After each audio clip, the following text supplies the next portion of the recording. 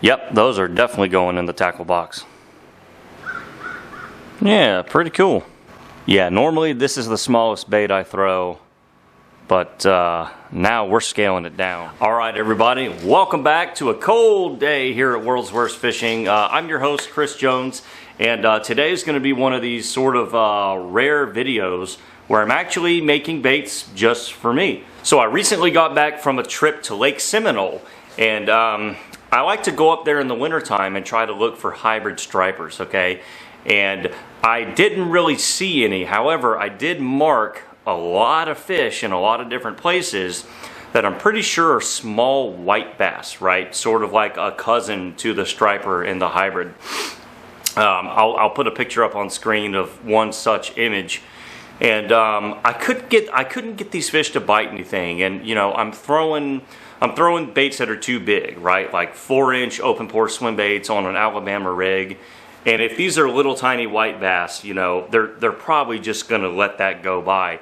I did, however, get an awesome catch on the Alabama rig that I was not expecting. This fish hit in 40 feet of water.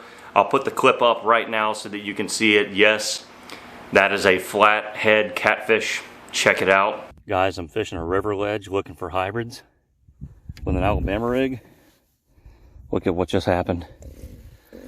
It's my first flathead catfish in like 15 years. I just won the lottery. I just won the fishing lottery. Oh my God. It hit it on the fall. That's maybe the greatest achievement ever for one of my 4-inch open pores. So after kind of, you know, looking into fishing white bass, you know, I've caught white bass before while fishing with hybrids, but it's not very common, and I realized I need to scale down, right? I need much smaller baits. There are dudes out there smashing them on basically crappie grubs and little minnows, and I was like, perfect! I've got a mold for both. Alright, so we're going to keep it fairly simple on the grubs, and we're going to throw what would be my confidence color, especially given how clear the water is where I want to fish these, and just previous experience throwing grubs, chartreuse, you guessed it. Alright, so we're going to start with some DOP chartreuse, and then we're going to spruce it up, sparkle it up with some holographic silver glitter, okay? So hologram flake, yeah. That's still maybe a tad bit undersaturated, so we'll add a little bit more. Yeah, that's looking nice. That's looking nice so far. Okay. Isn't that cool? Silver hologram flake? That's pretty. That's pretty no matter who you are. Alright, so we're really going to load it up. We want those things to see these a mile away. You know, white bass like to bite basically saltwater colors at the end of the day. They have an eye for stuff, much like a saltwater fish, yeah. Yeah, I think that'll be pretty cool. Simple, simple. Uh-oh. Alright, here we go.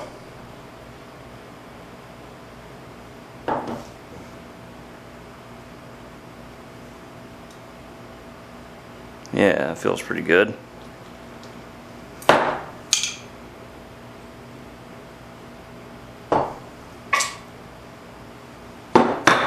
We'll meet you right back. Yeah, such a simple, pretty color, right? We'll just kind of clear out the injector here. This is always cool, just how unique the AI injector design and nozzle is. Yeah. Get these little teeny weensy plugs. Really cool. But yeah, the color there looks very nice. So yeah, I think these are going to look just fine. All right, let's see what we've got. Oh yeah, isn't that cool? It's like a string of pearls. Y'all remember that movie The Rock, right? Sean Connery, Nicolas Cage, right? Those string, right? The string of the green poison gas ball thingies. That's kind of what this reminds me of, except a lot less lethal. Unless you're a white bass. There it is. Let's get one off.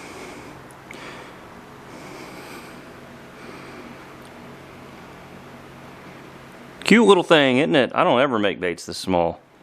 So this is always such a treat. Every now and then, whenever Happy Jack calls and says, hey, let's go speck fishing, I'll usually make some of these. This is the 2.5 inch grub, so it hangs about 2.5 inches long. I'll make some of these in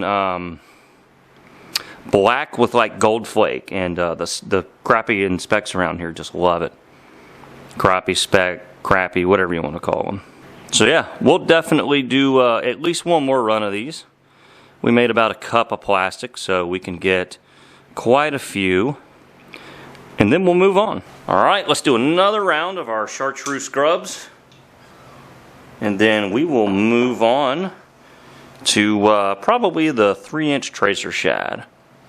I think that'll be fun. All right, let's see how our second round of grubs went. Looking good. Maybe a few tails didn't fill. I'm always a little hesitant to push too hard because I don't want to flash. So it looks like maybe only 2 didn't fill all the way. So I'll take it. Yeah, beautiful.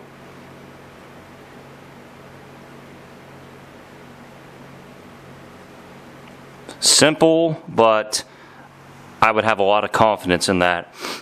And I think really that's what color selection really comes down to. It's not necessarily how complex it is. It's, does it light your fire, right? Do you see it and go, ooh, I want to throw that?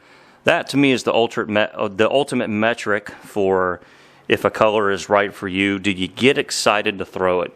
And sometimes that is something uber complicated, right? Or sometimes it's something very simple. Okay, next up we are using one of the most popular molds in the DIY industry, and also one of the most fish catching baits currently in fishing, the tracer shad, right? So a lot of people are making an awful lot of ruckus about jigging minnows, right? Sort of that whole technique came back with the advent of forward-facing sonar. Minnows on jig heads on light spinning tackle are nothing new, but the way people are using it with forward-facing sonar obviously is still a new revelation in fishing. However, I think something like this would be perfect for Mr. Hungry White Bass or anything else on a ledge that is looking at a larger bait and passing, letting it pass by, right? Sometimes a smaller profile, something a little less aggressive will get those strikes. For our tracer minnows here, we're going to try to have some hollow shift fun, all right? So I like, in the past, I've always liked colors that are more or less purple oriented. I can't talk. So in the past, whenever I have done well with the hybrids up there on Lake Seminole, it's usually been colors that are somewhat purple oriented. Now this isn't exactly purple, but it's sort of going to be a really dark blue purple and then sort of a shift that shifts to pink. Right, so it might, in my mind, this is going to come out sort of like a hollow shift morning dawn effect. At least that's sort of what I'm going for, which I think will be along the lines of it. And I just wanted to have some fun with some powders. Yeah, that's really cool right there. Yeah, some hollow shift. All right, so we're going to go ahead and do a run and see how this color comes out. Again, I only have one mold for the 3-inch tracers, so it's going to be slow going, but if this color looks good, we'll go ahead and shoot them out and see if we can get, some sort of a little, mess of them there, so to speak.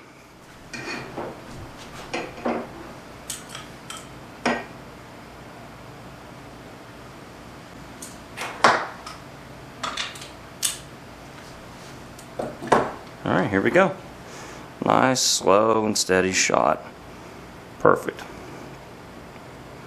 And again, this much injector is a little overkill when you just need one mold at a time. But it's so smooth, it's so nice that we're just going to send it. Needless to say, we're going to have plenty left over there. And anyone who might be new to how soft plastic bait making works and has never really seen how these two color injectors known as laminate injectors work, you have this little magical thing here called a blending block, and essentially it just funnels both colors together, right? Color A, color B, and they meet in the middle. Just sort of like that. Pretty cool. Such a simple idea, but works like a charm. It's one of those concepts that really has gone unchanged for a long time. Yeah, there are different blending blocks, but they all sort of do the same thing. They take two colors and basically funnel them together out of your 5/8 inch nozzle and into the mold. Drum roll, please.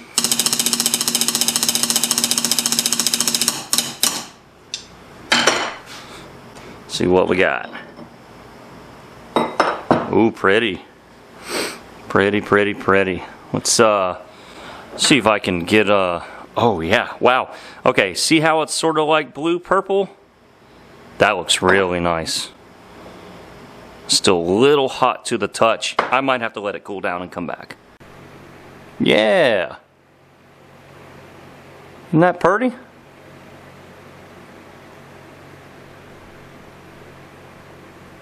Trying to get it to focus best I can for y'all. I think it's really pretty, guys. It's exactly sort of what I had in mind. Wow. It's definitely got that sort of overall purple vibe about it. So here's what it is. That was the top color. I cannot pronounce that, Michael. You'll have to pronounce that for me. And the bottom was solar sugar. I can pronounce that one. So those two combined their powers. Yeah, that's really cool. That is beautiful. Yeah, just look at the effect there. I like what we've got, but we need something else, right? Can't just have these two colors by themselves. We need something else. What should it be? Alright, bonus color time. I wanted something else while we're at it, alright? So we're going to start again with another hollow shift base. Okay, and this is one of my favorites. It's called Joker. Alright, so we're going to start with that, and then we're going to spice it up with some little kind of mylar looking flake things that they call siren scales. Okay, really cool effects there. It's a lot like using foils. If the wind's blowing, it blows them everywhere. So you definitely want to make sure that they don't go poof and go all over your shop. Alright, and then we're going to add some, this is really cool. This is a black hologram flake. I believe it's called Meteor from Dead on Plastics. Okay, so the black flake will actually act as a darkening agent to bring out the powder. So a lot of people that have watched my channel for a long time, they know I like to add a drop of black to most powders to bring out the effect. Today, we're going to use black flake. Okay, let's mix up and see what we got. And again, this is going to be, you know, another sort of desaturated natural color. Yeah, isn't that cool? I don't want to add more black flake, but I do want to bring the powder out, so I think we will try the drop of black flake. Looks like we maybe actually got a little bit, sorry, the drop of black color. Looks like we spilled a little bit extra in there, but that's okay. Yeah. Just like that, now we see a stronger powder shift. You notice that right away. Now you can see the powder. So, yep, I definitely think that was the right move. Alright, now we're just going to run both molds in it. We're going to run the 3-inch tracer and the grub.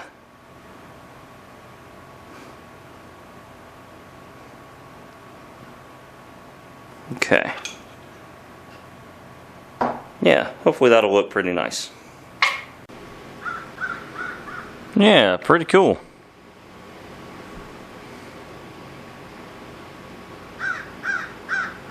They're hard to focus on because they're so see-through. Yeah.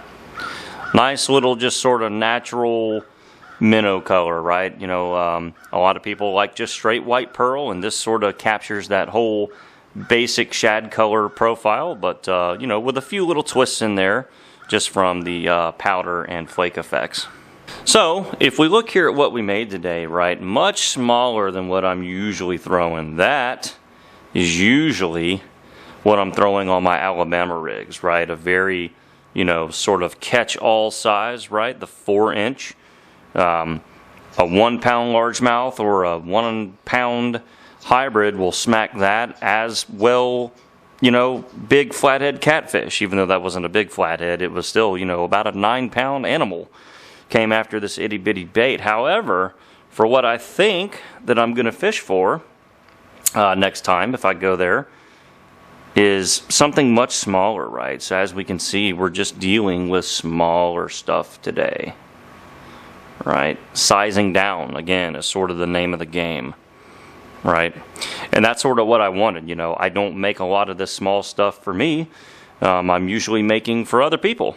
So sort of a nice little change of pace here to make some stuff that I really have a lot of confidence in, and I'm really hoping to get to throw these baits now that it's finally cold out. You know, December's a really good month for what I'm hoping to do, and yeah, it's not often I get to make stuff for me. All right, well, y'all know what time it is. Which one was your favorite? Do you like the chartreuse and hologram grubs? Do you like the Holishift Joker grubs? Did you like our laminate tracer, or do you prefer the Joker Holishift tracer? So, a couple little options there for me to play with, and yeah, wish me luck. If I can get back up to Lake Seminole, I would really love to learn how to do this, because that lake is loaded with white bass, and it looks like a lot of people have a good time fishing them. Well, all right. Going in. Need to get the old girl a bath, put her under the cover after a hard weekend's work. Hopefully we'll get out soon. Well, alright guys, that's going to wrap this video up. A nice little sort of personal stash bait blog video. Hope y'all enjoyed. This was fun. It's nice to make stuff for yourself every now and then. I can tell you, as a longtime bait maker, we spend a lot more time out here than we do fishing. So every now and then, it's nice to sort of circle back and make some stuff and remind yourself why you got involved in this in the first place. The love of the sport, right? So nice to make some baits for me, and hopefully I'll get to use them. See you guys in the next video.